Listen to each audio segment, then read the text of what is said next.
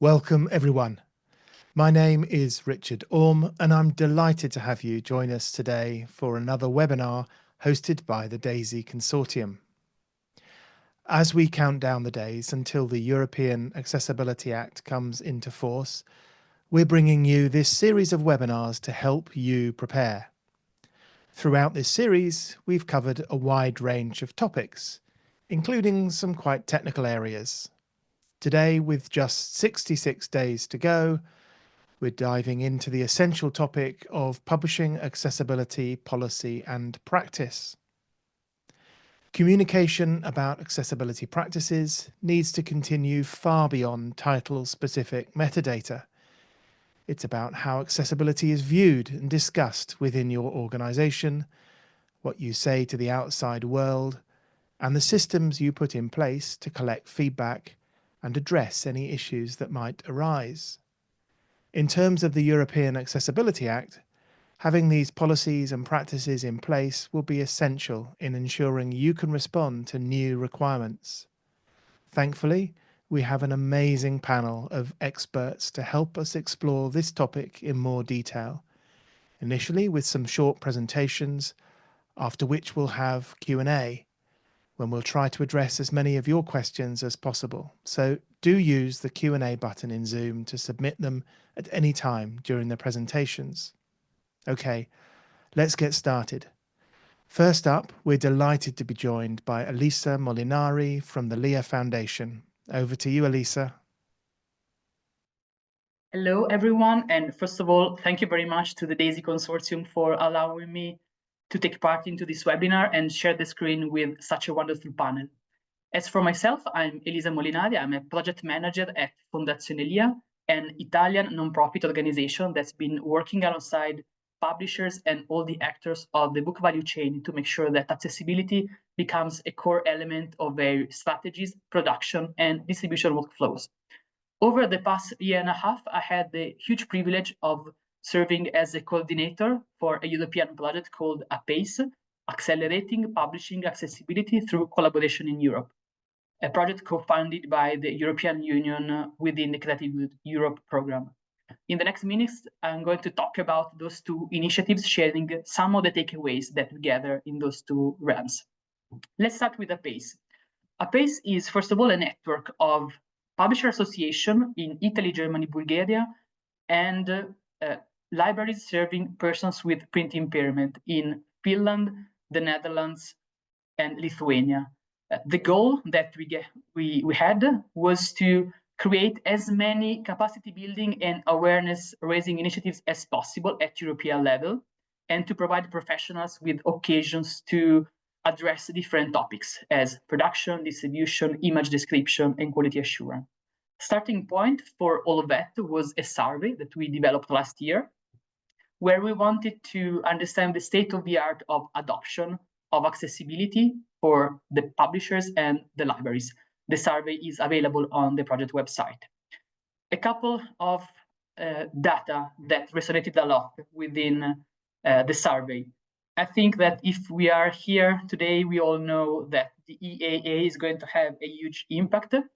As for the survey, 70% of publishers, including 52% of micro enterprises, meaning companies that do not need to comply to the EAA, believe that the act will have a huge impact on the publishing house, meaning that the industry also last year was already moving toward that end, and 42% had already taken steps to comply, with a further 25% developing a strategy.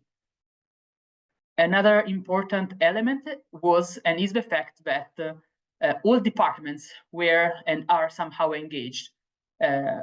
Till not many years ago, usually accessibility was seen as a matter just of the production team, the digital team, the developer team. As the survey showed, for sure, the production and digital teams are the ones who are most engaged, as well as top management. But what we're seeing is a rise of interest also from the editorial department, the graphic department, communication, sales, and also authors, especially when we talk about image description, showing that accessibility is somehow contributing to a shift within the publishing houses. A couple of takeaways from Apace. First, for sure, there's still a need for training at many regards. Again, we talked about production distribution, image description, AI. There are still some ongoing challenges as backlist remediation, workflow automation, and for sure, AI, meaning how to use AI to improve accessibility for production and distribution. The second takeaway I'd like to share, I think it's the legacy of the project, is the importance of collaboration. Again, the network is made by Publisher Association and libraries. One of the activities that we've been carrying out was the development of some pilot projects, activities where nationally each player had a chance to collaborate with publishers. In some cases, it was a chance to work together for the first time. In others, it was the chance to work together on very specific items, complex features of ebooks, with the goal to understand and work together on possible solutions. In all cases, those kind of collaborations paved the way for stronger collaborations at national level, which I think is one of the main takeaways of these activities and Apace itself. As for LIA, for sure the past months have been quite hectic. We've had the chance to work with many different publishers, nationally and internationally, and also resonating the survey done with Apace. All publishers are different in their own way. So not everyone followed the same path to meet the deadline of the EAA. Again, one thing we would like to stress is that the EAA is not the finish line, it's rather the starting point, meaning that all the work done so far will be the basis to start to build on in the next months. As for the publishers, again, what we are seeing is that everyone is finding its way. Some start with training, maybe with awareness, and then delving into production, distribution, image description, development of websites.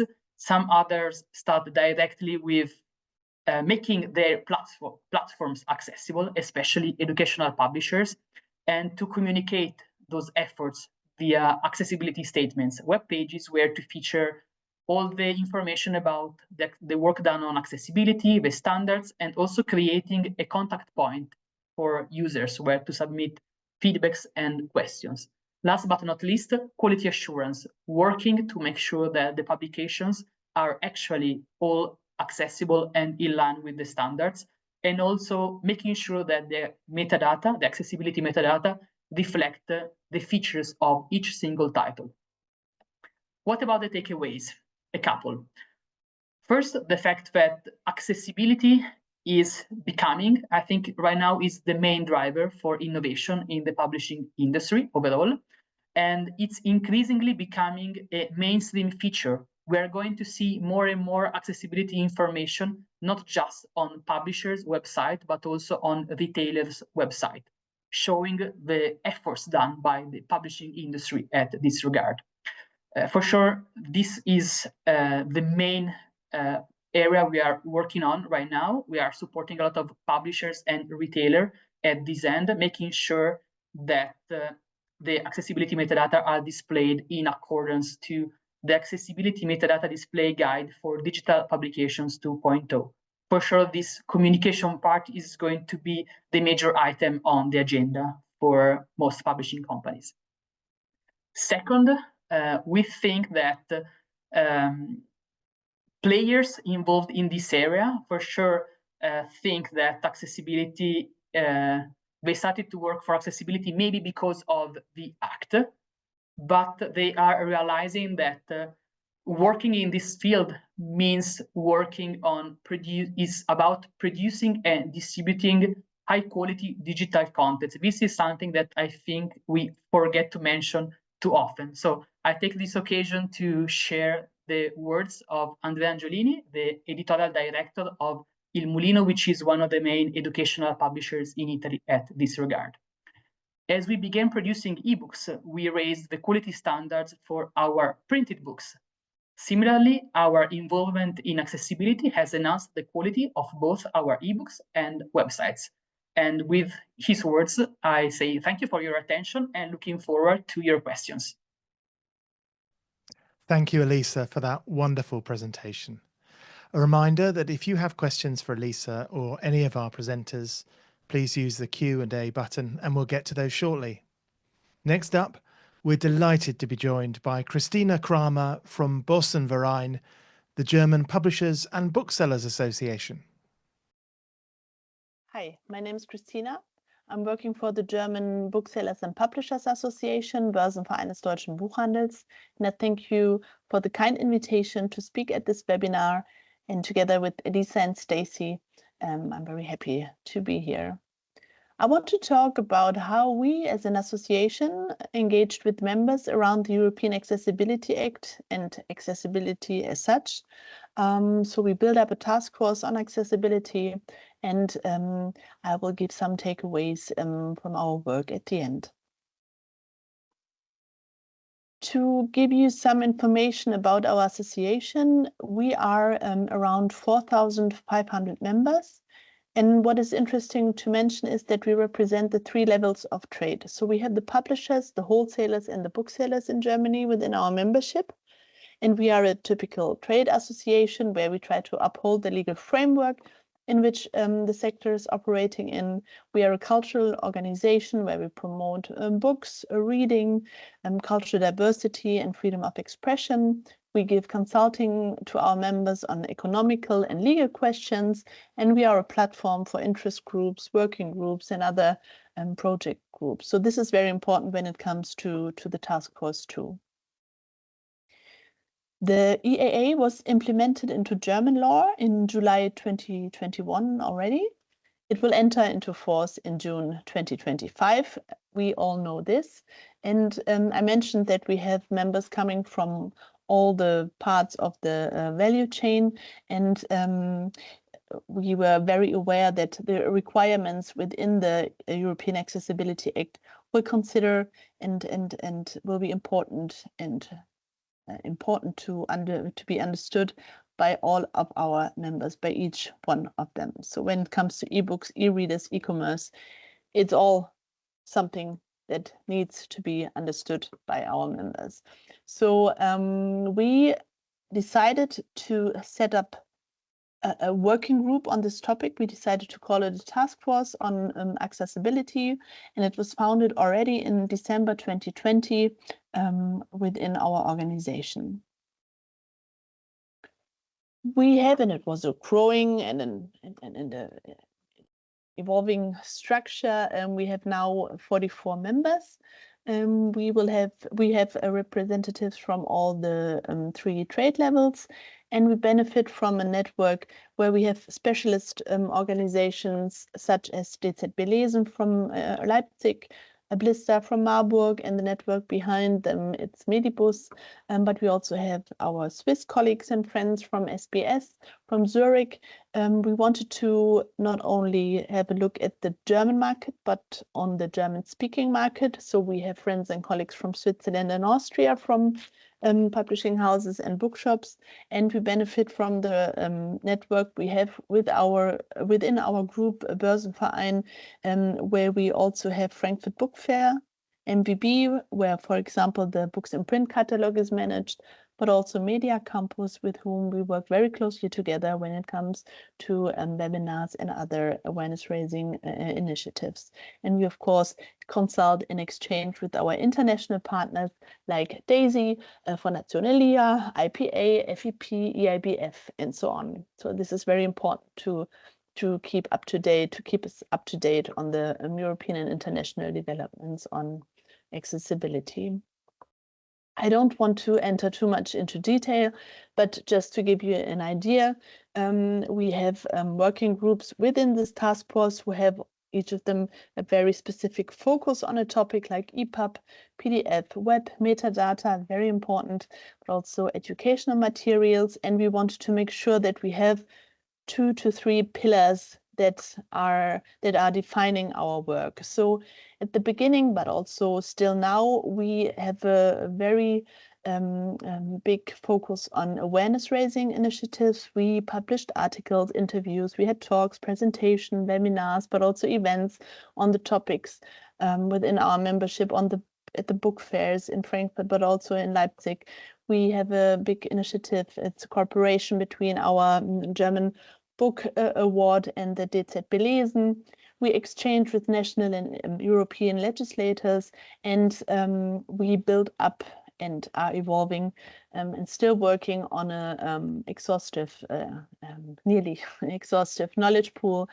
So you can find this knowledge pool on our website, where we have guidelines, manuals, checklists, but also a growing part where the FAQs can be studied, and we give consulting in person at the fairs, but also online to our members. And we are part of a European project, APACE, that was represented and presented by Elisa here in this webinar. So we are very proud partners of this consortium.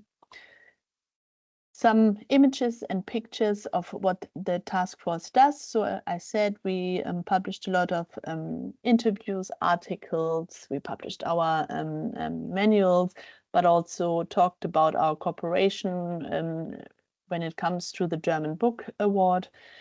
And we have here pictures from the Reading in the Dark event. We were happy to organize it twice at Frankfurt Book Fair together with Fondazione Lia. It's a very immersive way to get to know and to understand what reading is when you have a print disability. So this was a very nice way of bringing this topic to the people. You will see here our manuals, guidelines that we prepared and published for our members, and the quite exhaustive FAQ part, where we are still working on and developing answers and trying to reflect all the questions that we receive repeatedly via mail or via telephone call. So my takeaways would be, first of all, don't be afraid. It is a process. Take one step after the other, and always think of the new readers you will welcome in your universe. You will be astonished because you will find a lot of information online. So there's a lot to discover at the DAISY Consortium website. If you speak German, on our website, on the European Accessibility Directory that comes from the APACE project. You will have information ready at Fondazione Lia website. And please talk to your colleagues in other publishing houses or bookshops. Talk to your service provider and software providers. They might already have an idea of what is going on, and they get prepared and will help you.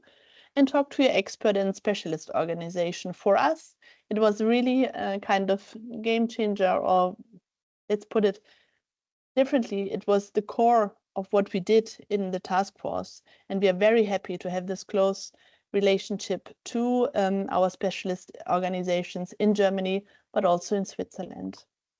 And at the moment, we have a lot of exchange and material ready for the very important topic that is metadata. You can do whatever you want on your ebook. It can be accessible and so on. But if you don't put your information in the metadata, the people with print disabilities will never know about it. So please make sure that the topic of metadata is also considered in your house, and tell the world about what you are doing. Tell the world about your accessibility work.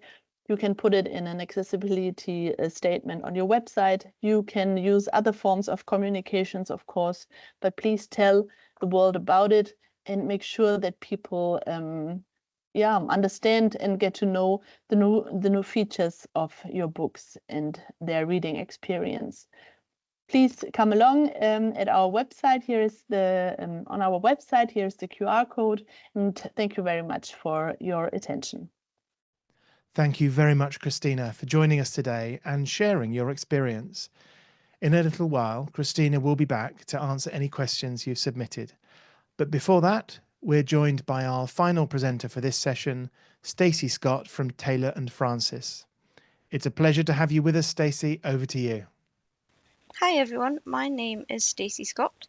As someone who is completely blind, I have many years of both personal and professional experience of accessibility.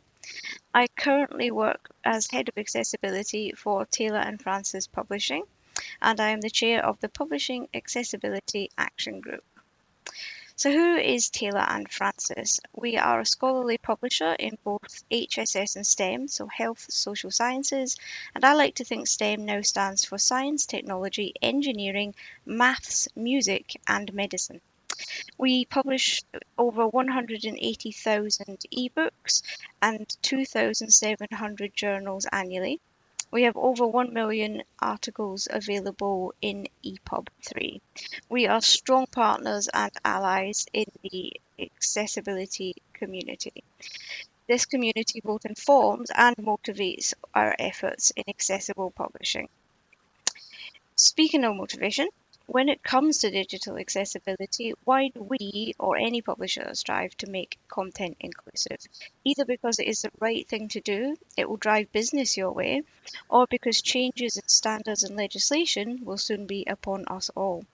As most of us know, there are various rules and regulations, but the two celebrities at the moment are the European Accessibility Act, coming into force on the 28th of June 2025, and the Americans with Disabilities Act update to Title II. The good news is they are both based on the W3C Web Content Accessibility Guidelines and can be conquered in harmony. So any changes made in order to adhere to the European Accessibility Act will also serve you well for the Americans with Disabilities Act. So we take the legal advice and the expertise of our fellow publishers. We know what we need to do in order to pull together an accessibility policy or strategy, but how do we drive that forward? How do we secure the resource and budget that we need? This naturally needs support from leadership, so how do we get them on board? Although we are starting to see accessibility being driven from the top down, most often it comes from the bottom up. Building grassroots support for accessibility by gathering advocates, demonstrating small wins, and proving value are some of the key ways to get leadership fully on board, to drive accessibility from the top down. Creating an accessibility working group or task force that spans across the whole company ensures accessibility is considered and discussed around the whole business in every corner. This turns it from one or two individuals fighting for change into a business-wide strategic push that is impossible for the exec leadership team to ignore. This is effective regardless of the size of your company. Larger publishers have more content and more people to reach, so it really is all relative. A company of just 10, that could be your entire accessibility working group. Accessibility is not an island, so having that internal community is hugely important in converting policy into practice.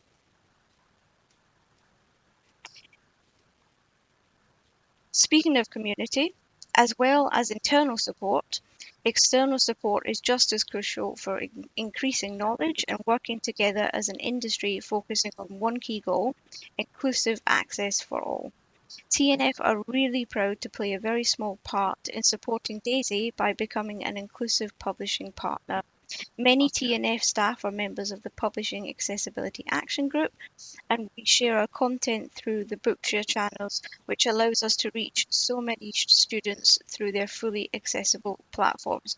These are just some examples of so many wonderful groups and resources out there dedicated to all areas of accessible publishing. Once accessibility is lifted off the policy page and starts being implemented, there are so many important ways to show your commitment and demonstrate what you have practically put in place for your customers.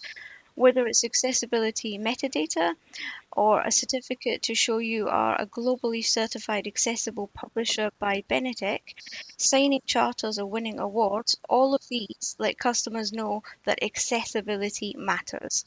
So don't hide your light under that proverbial bushel. In addition to the examples just mentioned, there are other key ways to measure, demonstrate, and communicate how accessible your content is or will become, and what your accessibility roadmap looks like. So, end user testing. End users are your ultimate subject matter experts. Someone without accessibility needs endlessly tabbing with a screen reader or just sitting further back from your laptop isn't going to cut it. End users bring a unique set of expertise and essential set of skills. They are best placed to guide your efforts and inform design decisions from the very beginning. Accessibility conformance reports and accessibility statements tell your customers how your content and platforms comply with various standards and legislations, allowing them to make informed choices. This is also where you display your roadmap towards fully accessible content and platforms, allowing customers to see what is on your radar and what changes are coming up and when. Again, giving them the information they need to make an informed choice. This also enables your business-to-business customers, such as education institutions, to see your level of dedication and how you will support their students regarding their accessibility needs, should they sign a contract with you as a publisher. Gathering key performance indicators or KPIs, such as the number of accessibility-related queries you receive, the number of contracts where accessibility is specifically included, and keeping an accurate account of your content as it becomes more and more accessible. These strongly demonstrate to leadership the impact of customer drive and how accessibility benefits the business as a whole. Built in but not bolted on, whether you're creating content for books or journals or building platforms, accessibility absolutely must be considered from the very beginning. If not, you will need to go back, fix it later on. This is costly, resource intensive, and makes accessibility an afterthought rather than a foundation.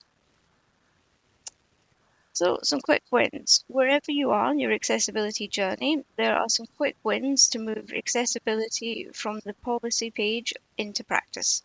First, build that supportive community by establishing an internal accessibility working group, joining all the external industry groups, develop your accessibility roadmaps.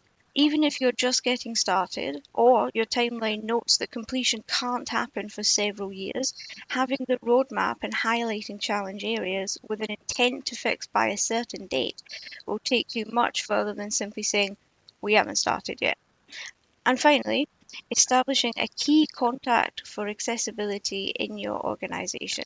This can be a person, a team, or a regularly monitored mailbox, as long as customers can quickly and easily find who they need to speak to if they need an alternative accessible format.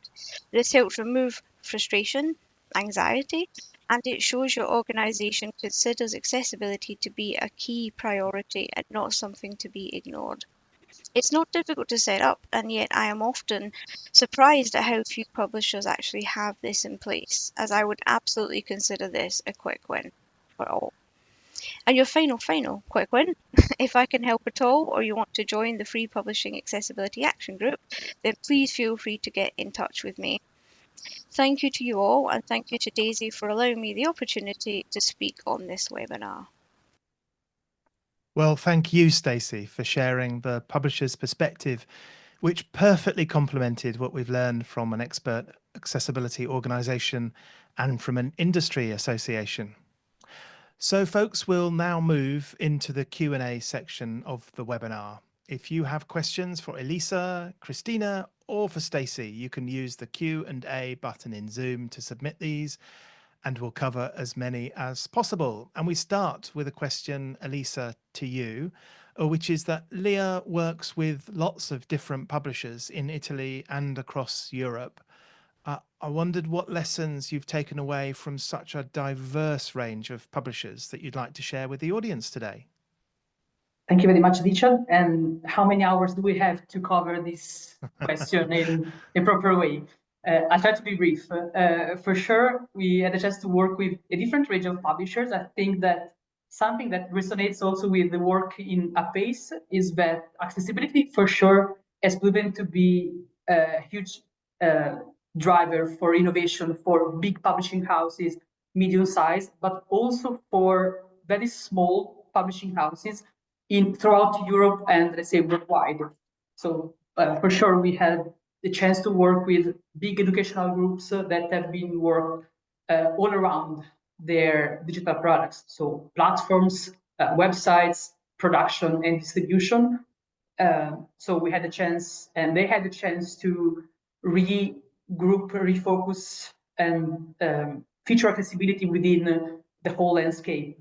Alongside this huge project, we had the chance to work alongside, again, very small publishing houses, showing that accessibility is indeed something that can be done even by organizations that employ fewer than 2 employees and do not have huge turnover. So for sure, I think this is the main takeaways of this. But accessibility is for sure a legal requirement, but it's also a chance to improve the quality of production and distribution. Another element, I think, is the willingness right now to communicate the efforts. So trying to build the bridge between content producers and users. So finding ways, for sure, each country, each publisher is finding its own way. So there's no magic formula to copy and paste, but each publisher, even small one, are trying to tell users all the efforts done. Some concrete examples. Some, for example, are starting to feature not just accessibility metadata, but also labels about accessibility information on their main website. Some other are organizing national activities of awareness. For example, we do run those formats called Readings in the Dark, where we involve authors to read alongside persons with print impairment, showing that in the end, everyone can read, should read. So we can show that, again, everyone can work in this field and achieve great results. Great, thank you. Yeah, and turning to you now, Christina, of course, I was really pleased that you mentioned in your presentation the value of working with the specialist organizations, many of whom would be DAISY members. And so I'm bound to ask, could you tell us a little bit more about this? Maybe make it really concrete for us. What do you mean by that? So as I told you, we built this task force in 2020, and from the very beginning, it was very clear that members have to be, that there are the specialist organizations in Germany that we know and we already work with should be members of this task force, so that we have the chance to really work with them on the very concrete challenges, but also solutions. And we always have their mind with us. And we, besides the task force work, we also had a very concrete project, for example, Medibus and DZ Belesen, our partners in Leipzig, where we joined forces for our German Book Award, German Book Prize. So it's every year there is the Novel of the Year that is given a prize to in Germany. It's very a renowned prize. And we started working together on the long list, because there is a long list of the novels. We have 20 novels that are on this list. And we try to work on the available ebook titles together with the DZ Belesen. And we managed to have already from 2022 on all the titles from the then published shortlist, but also most of the 20 long list titles accessible for the readers in Germany. So we started quite early to not only build this awareness about what is coming soon, but also to give really technical advice for the publishing houses, because when they do the assessment of the ebook titles, they then did a report where people in the publishing houses could work on their books again and make it accessible. So it was a bit also a learning project, and I guess every association has a kind of initiative or project where they could consider working together with their specialist organizations and get the exchange running. So for us, it was really the heart of all our work we did. If I may get... Thank you for, sorry, keep going, please. No, if I may get back to APACE, again, it's related to what Christina just shared. We have right now 7 projects like the one Christina mentioned running.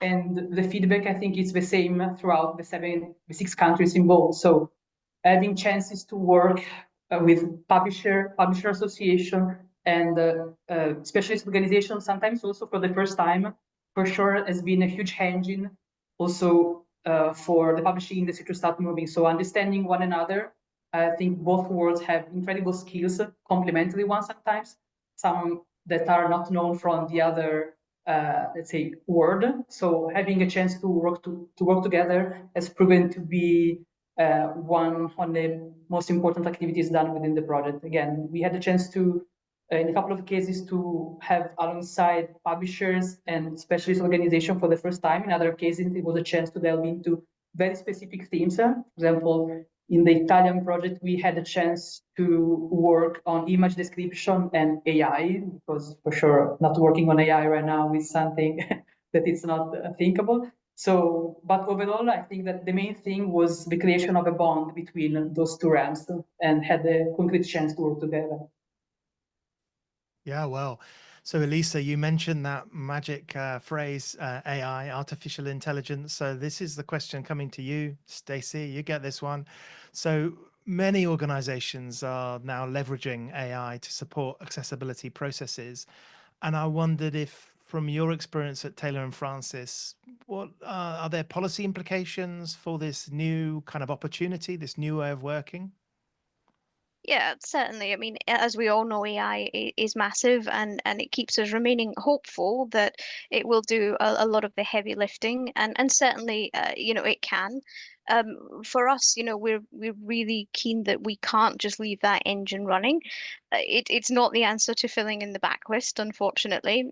It does require human checks to make sure that the content is in line with the standards, the language, and the tone of the surrounding content. But also to make sure that the AI doesn't use inappropriate or offensive language. I have seen a few examples of this, unfortunately, not in TNF, but other in other places. And understanding where that data set is coming from is really important. And so we do work with Lumina Datamatics to do our AI on our backlist, but it is very much with that human check element involved, and that all had to be established and built into policy and strategy before we could get even started on trying it out. Great. Well, we'll have a webinar all on AI and accessible publishing next month, I think it is. But good to know that with the technology moving so fast, there's also consideration at the policy side of things to make sure that there are the appropriate guardrails and it's done thoughtfully and appropriately. And Stacey, sticking with you for a moment and still with, technology, what advice would you have for organizations so that they can respond to questions for end users where the questions are around this isn't working for me and it's not entirely clear whether it's to do with the assistive technology or the content or the skills, these sorts of things? So it's good to have that communication with end users, but how can organizations do that well? Yeah, it's a really good question because it does all come down to supporting the customers and the end users. So I think in an ideal world, you would have people with accessibility expertise or lived experience working for your organization. The way you would hire an accountant to do the finances, ideally you would hire an accessibility expert to support with that work. However, I do appreciate there are small organizations who may struggle to do that. But don't panic, because there's actually so much you can do on your own. It could be that someone comes to you and says, this EPUB isn't accessible. And so actually what you can do is you could run Ace by Daisy and check where the accessibility failures are. And a lot of this stuff you can now do by yourself just by having the appropriate tools. And the final thing I would say is being part of the accessible publishing industry is it's incredibly helpful, even to people who have worked in accessibility for decades. They are a huge part of that community because things always change and we're always learning. And it's really, really supportive. And so, there's groups for everything. There's a European group, there's for publishing, there's a maths group, there's a music group, there's a large print group. Any group you can think of, it exists. And they're all free, they're welcoming, whether it's the Publishing Accessibility Action Group in the UK or the DAISY groups. Actually just having that supportive network where you can join the mailing lists or the LinkedIn groups or turn up at a meeting and ask those questions and get the support. And the final thing is don't be afraid to ask questions of your end user as well, or the customer that's giving that feedback. Have a phone call. Like we used to do in the old days. Have a call, talk to them, ask them what are your challenges? What can we help with? How can we fix it for you? And sometimes that'll get you really quite far. It might be a lot simpler than you think. Great. Thank you for that. Very clear and practical advice. And some advice from you, Christina, next. So as an industry association, and we haven't featured so many publishers associations on this series of webinars, so we're very grateful that you've come and are bringing that perspective. From your experience of the last few years, working in the way that you described in your presentation, what suggestions might you have for publishers associations in other countries? How can they best support the companies in their countries? What are the things that you've done that you think are the best wins that you would like to see replicated maybe? I think I would start with a dedicated website or part of the website where you feature this topic. And then I would, as you have seen, there are in every country, there are specialists that are already working for a long time on this topic, and try to find out who's doing what and who could be a sparrings partner on this topic, and maybe feature. Right now, we are only some days before the entering into force, but to gather maybe some best practices from your members and have some exchanges around this. And what is really useful for us is our FAQ part, because we collect the frequently asked questions, and we can then help very easily when publishing houses or booksellers come with the same question, to just set the link or call them. But we are trying to keep track of the frequently asked question, and that helps us, but also our members, to get a quick and good advice, and maybe also links that refer to some other sources. So I think that would be my 3 go-to takeaways right now. 66 days, you said, before the entering into force of the EAA. Very good. Thank you for that. And just gives me the opportunity to say that this webinar is recorded, and we will produce a page on this, and we'll also be providing links to many resources. And of course, we'll link to your website so people can go and have a look at that and see what great resources you've put there for publishers in Germany. And people clearly are looking for that advice. We have a flood of questions here, really at the kind of level of getting started. So let's cover some of these off now. So one question is from Emily. Could you offer advice to a new university press on creating an accessibility statement and roadmap? So this is at the statement level. And then following this, we're going to have one at the author level. So who would like to have a go at giving someone some pointers on accessibility statement and the roadmap, the kind of planning side of things? I can go first, but happy if others go for it, Elisa, follow yeah. up. Okay. Okay, I'll try to. I think that the first thing could be to have a good assessment of all the services covered, because sometimes I think that we collectively forget that it's not just about ebooks, but it's about the whole ecosystem. So understanding if we're talking ebooks, platforms, website, and again, metadata, so the distribution part. So first thing first, I go for an assessment, understanding also who covers what, internally, externally, are there vendors implied, are there procedures, guidelines, to have a concrete idea. What about training? How many skills do we have already? Which ones do we need to develop if we want to to meet the end. So that goes for the roadmap. As for the statement, for sure it should reflect the work done. And also one thing I'd like to point is that it's meant to be a dynamic web page. So not something which is set in stone, but which reflects the current level of accessibility. So don't be afraid to show on the outside that some things are not perfectly accessible yet. But again, it's a roadmap. There are many steps to take. So it's okay to start saying, okay, we've covered this and this feature, and we'll cover the next one in the next month. In the meantime, as Stacy suggested, and also Christina, offer a point of contact, understanding which are the user's needs, getting feedbacks which can improve also the quality of the work done. Yeah, we've heard this so many times from panelists on these webinars, which is don't wait for perfection. Just start. Every journey starts with some steps. So, you know, putting up some basic things and a point of contact, people should be feeling that that's a good first step. It's good to hear you echoing that. So then we hear from Uriel. I hope I've pronounced that right. And Uriel is an author who wants to produce accessible books. So here, golly, we talked, Elisa, about the diverse range of the actors in this space. So Taylor and Francis, a huge company with many imprints, producing many, many books, and an author who's looking to make sure that their own content. Elisa, do you have advice for Uriel?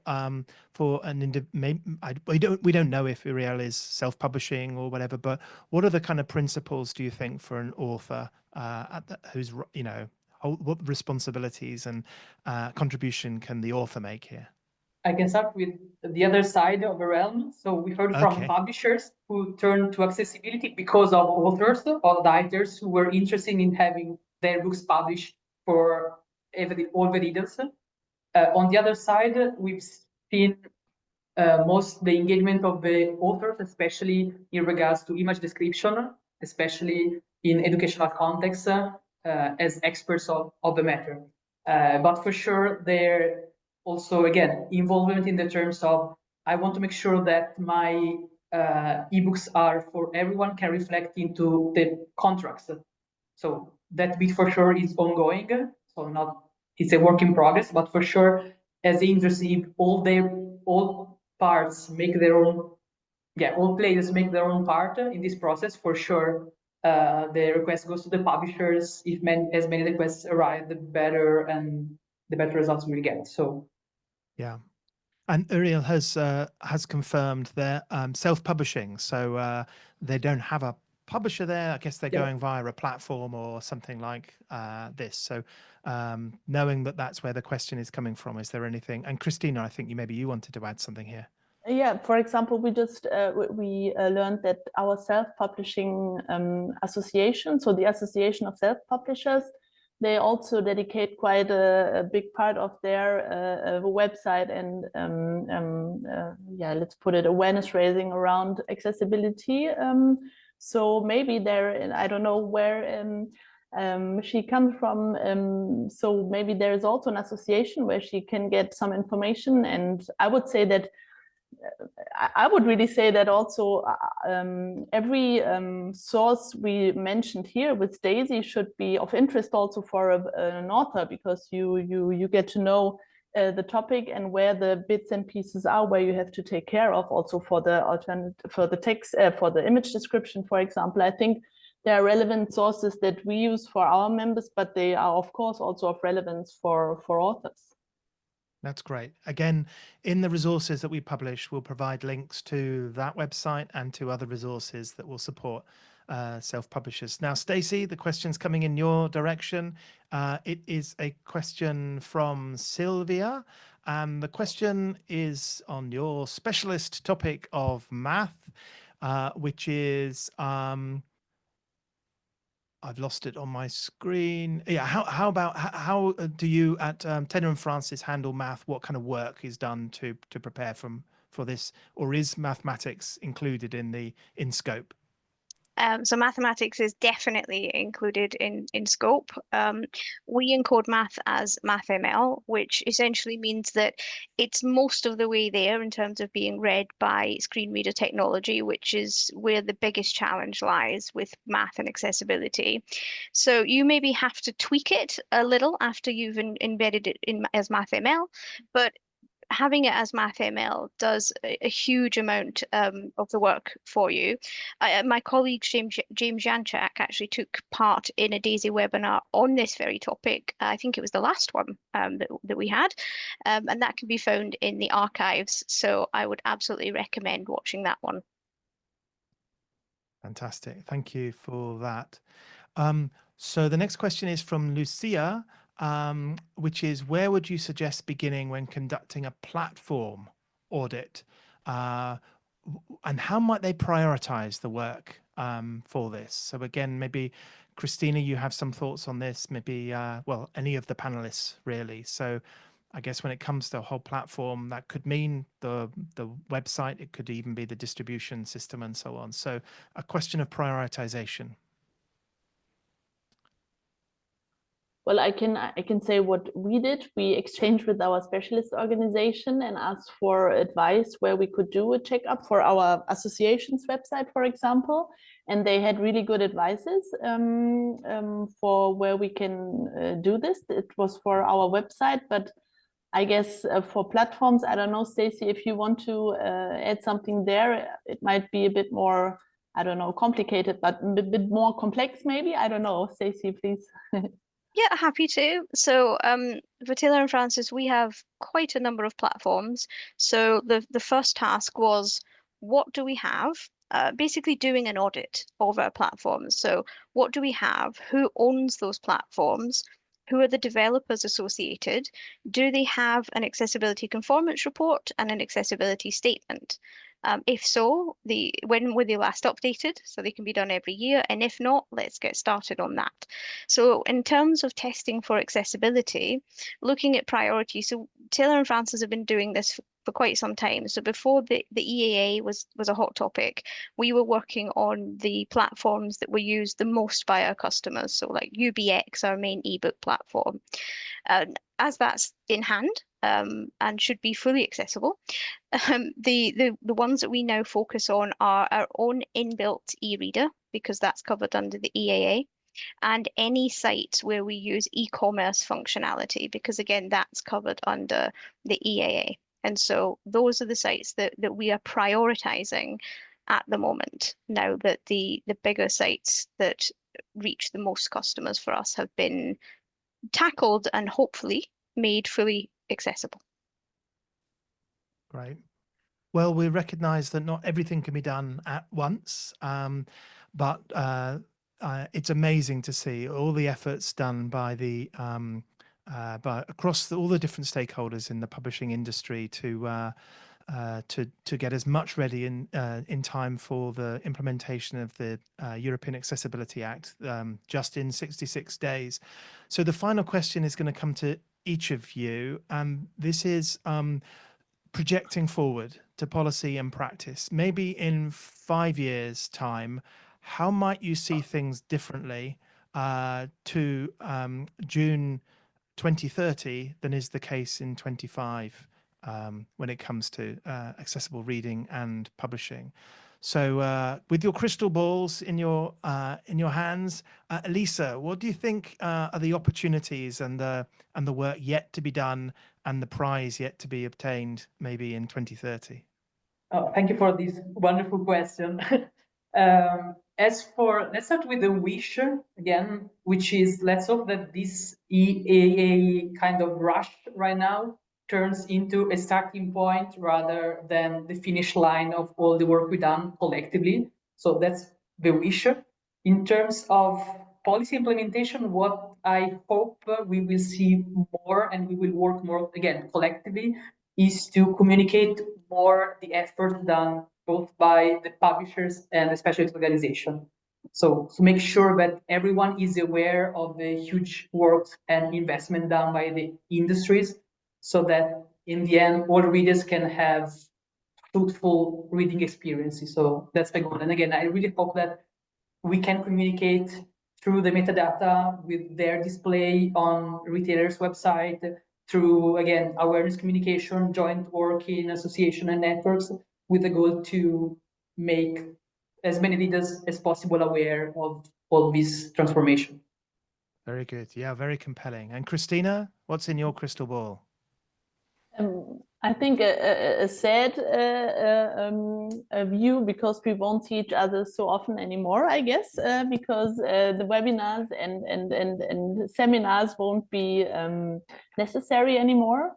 But I can only, I have the same wish than Elisa, that nobody's speaking about EAA and the countdown too, but it's a common thing, and we are not wondering about any new terminology and so on, but it becomes a part of our very natural way of buying books and reading books, and yeah, it becomes part of something. Inclusion. Well, let's put it like this. Yeah. Very good. That's something certainly to wish for and hope for. And Stacey, to you. I mean, similarly, just looking at the EAA in the rearview mirror and seeing some of the results change. So we've had, surveys go out like a PACE and DAISY, and seeing those figures increase to where we're seeing actually the majority of publishers or published content is fully accessible. AI doing more than we could have dreamt of. That would also be fantastic for a number of reasons. I mean, AI generated audio description, for example, would help a lot, even in education. More end users working in accessible publishing, so we're getting that lived experience and hands-on. I think that would be fantastic. And then finally, I guess for me personally and professionally, just seeing people with disabilities in areas that now or 10 years ago they couldn't have dreamt of. So, medicine, can we see some blind doctors or visually impaired pilots? Let's dream big. Because that's what this is about. It's equal access to everything for everyone. Well, many thanks to you, to Elisa and to Christina for that glimpse of the future. We're coming to the end of our session for today. So thanks again to all of our panelists for being excellent guests on the webinar and guiding us on the path to better communications around accessibility, the policies and the practices. That's us for today. But before we go, let's just realize we're not there yet. I've got time to remind you that in the treasure trove that is the DAISY webinar archive, you'll find more than 30 hours of video, articles, and links to resources related to accessible publishing. This webinar is part of our EAA Countdown series, this 12-month program exploring all aspects of accessible publishing and reading, facilitating knowledge sharing and helping all involved to understand and prepare for the European Accessibility Act. We'll be returning on May the 28th with just 31 days to go, and we'll be looking at AI and accessible publishing. Of course, debate about artificial intelligence is everywhere, with new and improved services being launched every week and the promise of automating tasks and producing higher quality content. But what might these developments mean for accessible publishing? Do they offer practical solutions, or do the costs and the risks outweigh the benefits? So join us as our panel of experts discuss their experiences of using AI in accessible publishing in a variety of ways and how the promise of AI might become a reality. And finally, on June the 25th, just 3 days before the European Accessibility Act comes into force, we have a celebration, reflection, and prognostication. We'll be taking a look back at the journey, celebrating the positive changes and the clarity that we found along the way. We'll be looking also to the future of EAA, the remaining challenges, and topics that still require clarification. We'll also take a look at similar legislation that's emerging around the world. We'll identify lessons from our EAA experiences that we can share just as people are beginning their path towards accessible publishing. Find out more at daisy.org/webinars, where you can also sign up for the webinar announcement mailing list to learn about new topics as we add them. And if you'd like to share your perspective on the European Accessibility Act, then please email us at webinars@daisy.org. Thank you so much for coming today. I hope you'll join us again next time. Goodbye.